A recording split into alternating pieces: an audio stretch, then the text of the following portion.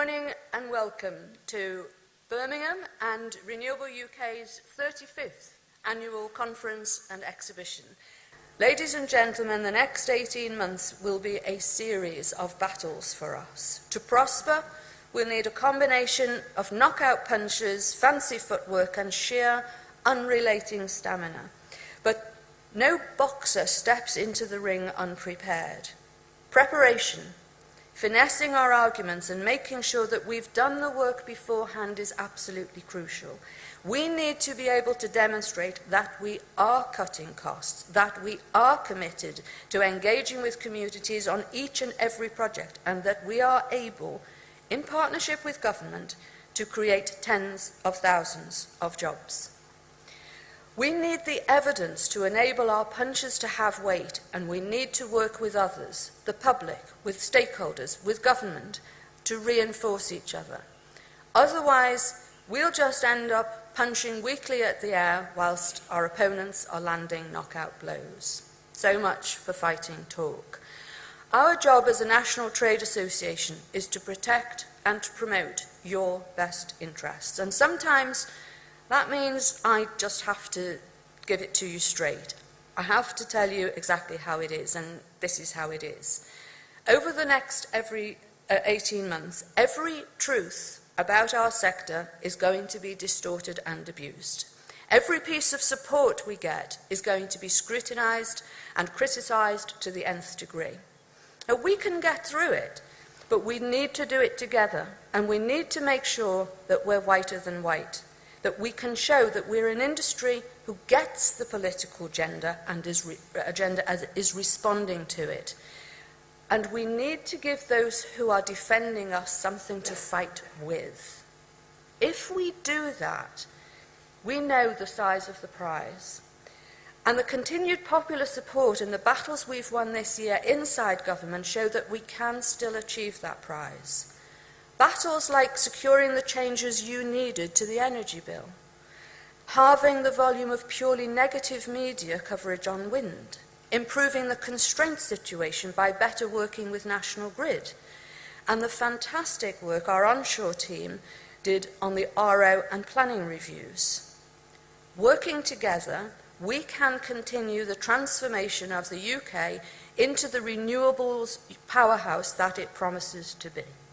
It is our task to ensure that this message is understood by everyone, that it's understood particularly by politicians in all parties, how important a stable policy environment is to our members, and that it's understood by all how keen we are to go out and deliver this low-carbon future for the United Kingdom.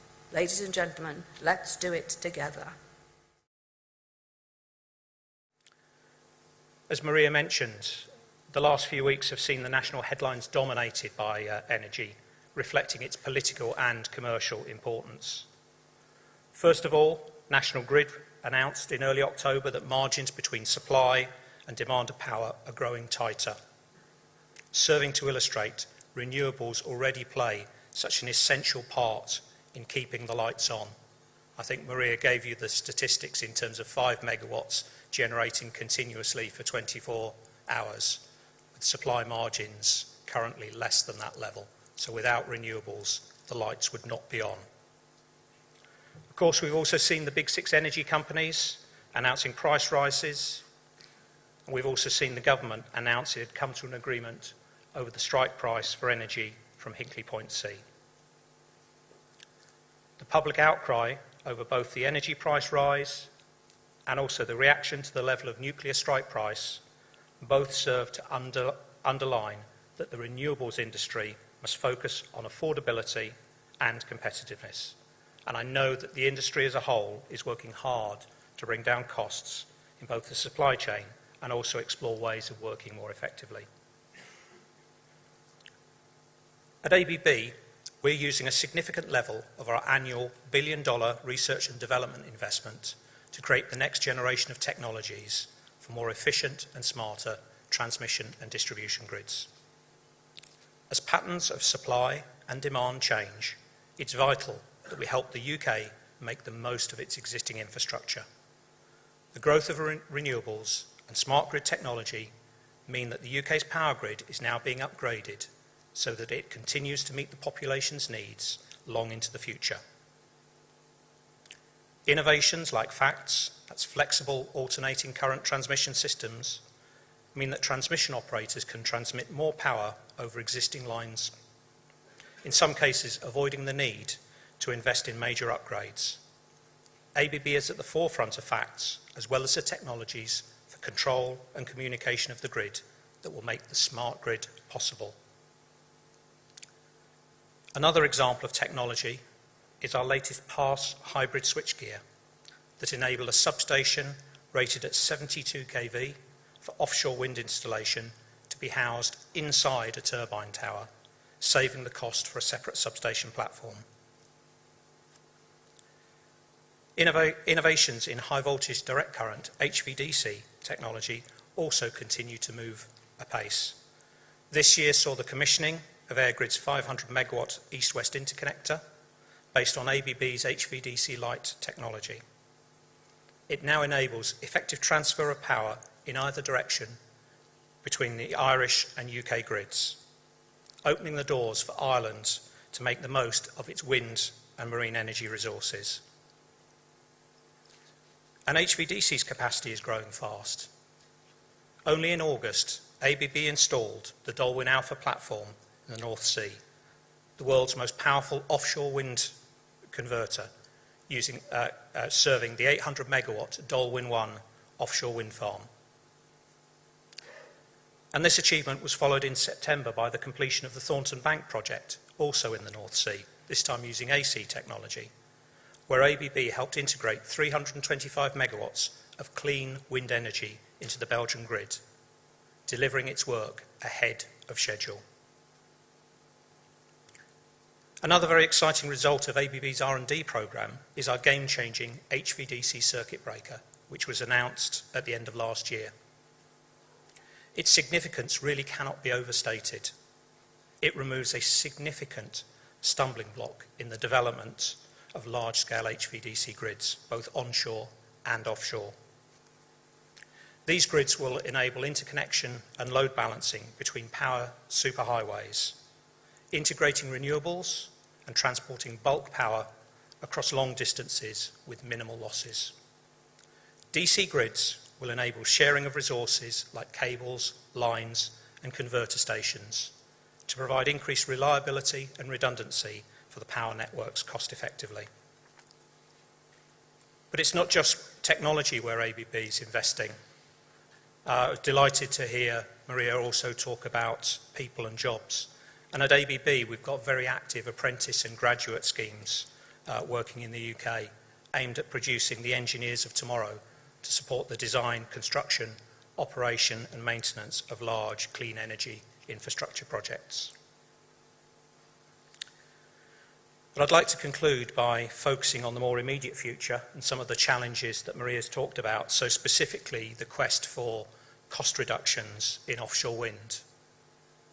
Personally, I'm very encouraged by a number of the initiatives being worked on.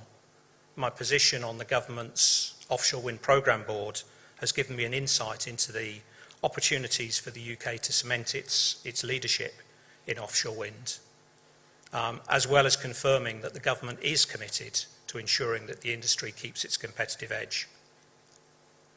The board's pushing ahead with a wide range of activities under nine main work streams, each headed by a board member, and addressing cost, supply chain, and barriers to deployment challenges. These activities are being driven by a detailed risk register and mitigation action plans. But we don't have all the answers. We're also working with other industries to explore the most successful models for delivering large infrastructure projects. But of course, to maintain this international leadership and the potential investment it represents, we in the industry do need clear direction and confidence so that we can continue to invest in renewable energy.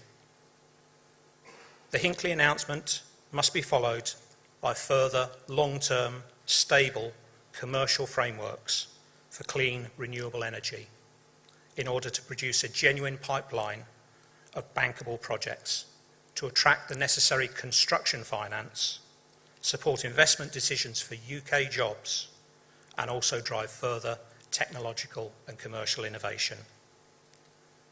As an industry, we are and must continue to be ready to work with the policymakers on the challenges ahead, the challenges so well described by Maria at the end of her speech. You're not that popular, really, are you, at the moment? It's an industry where those bills are coming up, particularly now as winter's coming, and that's really what it's about. You feel that you're doing a job that has integrity and is worthwhile, and at the moment the groundswell of opinion is beginning to go the other way, isn't it? Who is best to answer how to make you guys all more popular? How do you communicate better? Right, Matthew. Well, you are popular. I mean, despite all the brickbats, renewable energy remains an incredibly strong public, has incredibly strong public support, and it's remarkable how resilient that has been in the face of quite concerted campaigning. I think the problem is that's not translating into anything that politicians recognise as public sentiment. And I think the answer is you have to work with others, you know, whether those are farmers. The NFU remains a strong supporter of renewable energy, is very much a power in the land, but I don't see an alliance between the renewables industry and NFU. There are many city regions that are strong advocates of green growth. I think you can work very effectively with them and mobilise their political voice. And then there are 500,000 people with solar PV on their roofs in the UK, and every one of those should be your champion. Now, I know there's a split in the industry between those that represent solar and those that represent wind, but your interests are very similar, and I don't think it's beyond the possibility that you could be working together with 500,000 householders to make the case for renewables generally in a unified campaign. I think a soft campaign that reinforces the public support you do have is probably the answer, but it has to go outside the industry. It has to involve other people, charities, NGOs, other economic interests. The reason that the Prime Minister acted as a cheerleader for shale gas was because he thought it would be a game changer. And I think he's right, but for the wrong reasons. It's a game changer because it brings fossil fuels onshore. And for those of you who've had to struggle to do onshore wind, you'll know what a challenge that is. So whereas in the past it's been a renewable energy option that you can see versus a fossil fuel option that you can't see, the reverse is now going to be happening, which is fossil fuels are close to home and renewables is increasingly distant as we develop the offshore wind industry. So it's a wonderful dynamic as far as the renewable energy industry is concerned, but it's a nightmare for the Conservative Party trying to defend seats in the Sussex Weald and elsewhere where there is absolutely huge opposition. I don't have a problem with a very big role for gas, and shale may play some part in that, but the political optics of championing shale are really not very good. Thomas, you wanted to make a quick point? Well, yes. Firstly, shale gas is not fossil-free. It's less intensive, but it's not fossil-free. So it's a detour towards 50, however we frame it. Secondly, I very much concur with the remarks about if you think that we have problems locally in localizing wind turbines, then just wait and see for shale gas. Because, I mean, I suppose you have seen what's happened in Pennsylvania and other places, and the insurance damages, etc.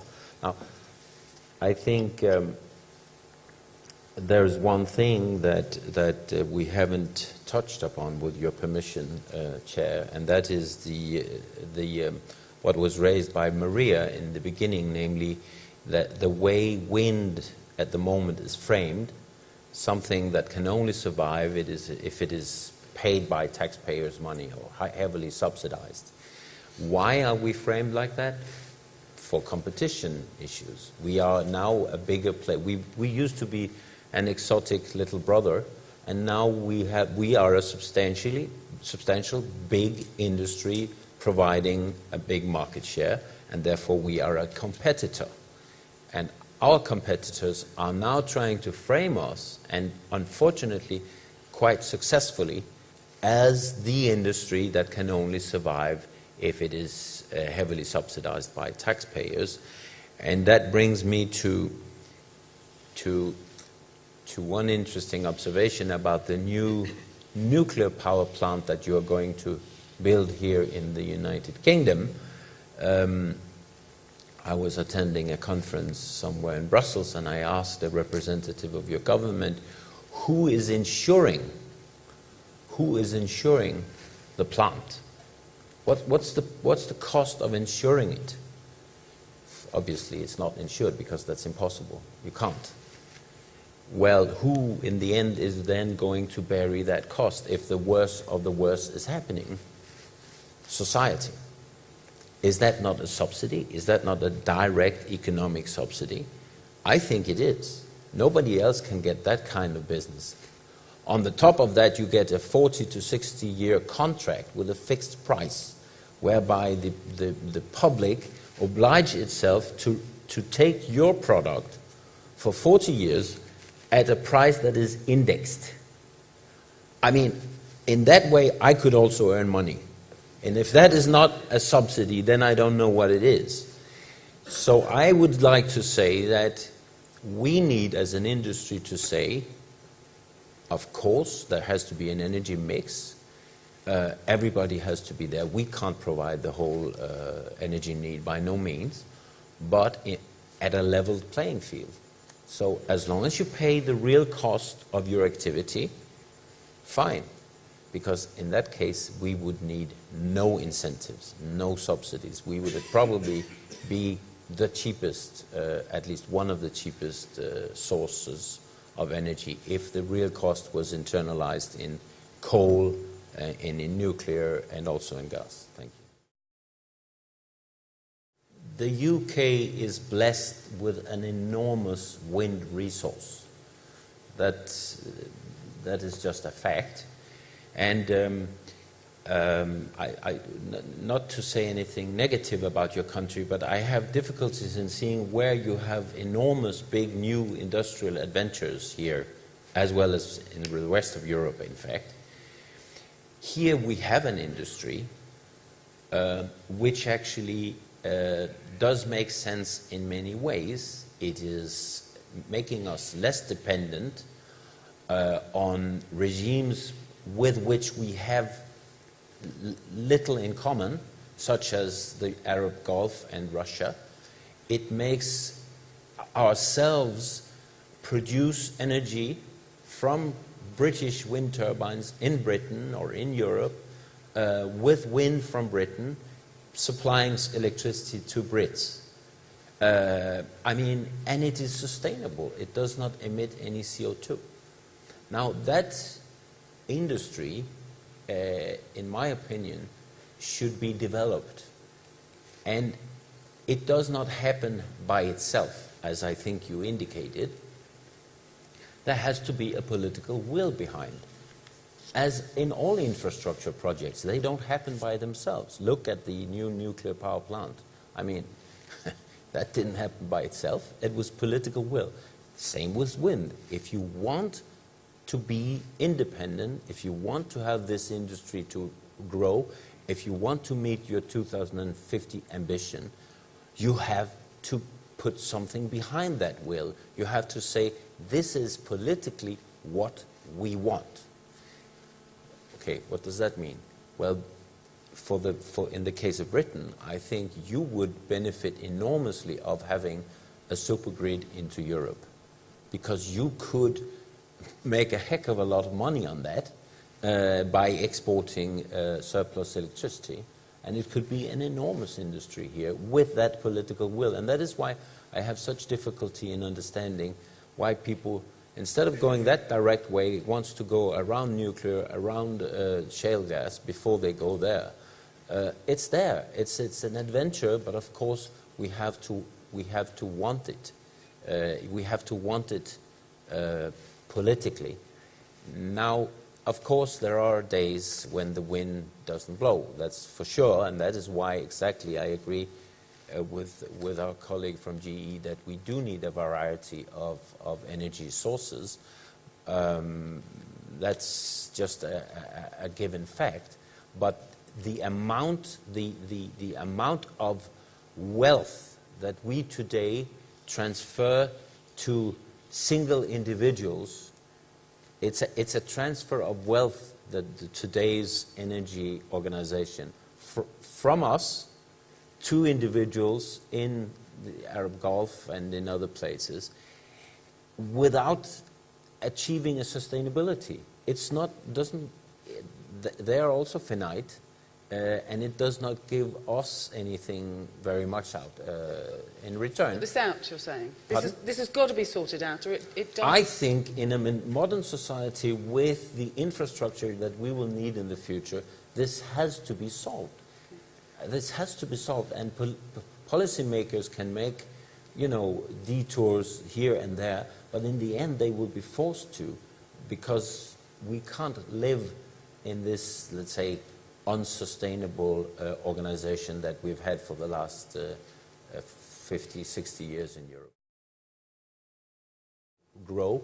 If you want to meet your 2050 ambition, you have to put something behind that will. You have to say, this is politically what we want.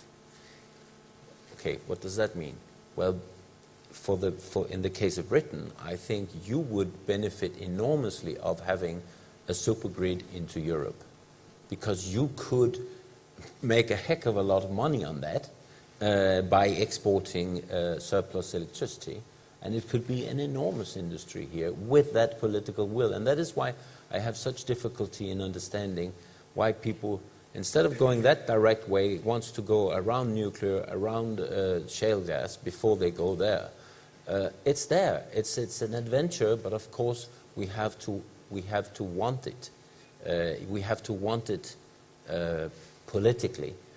Now, of course, there are days when the wind doesn't blow. That's for sure, and that is why exactly I agree with our colleague from GE that we do need a variety of energy sources.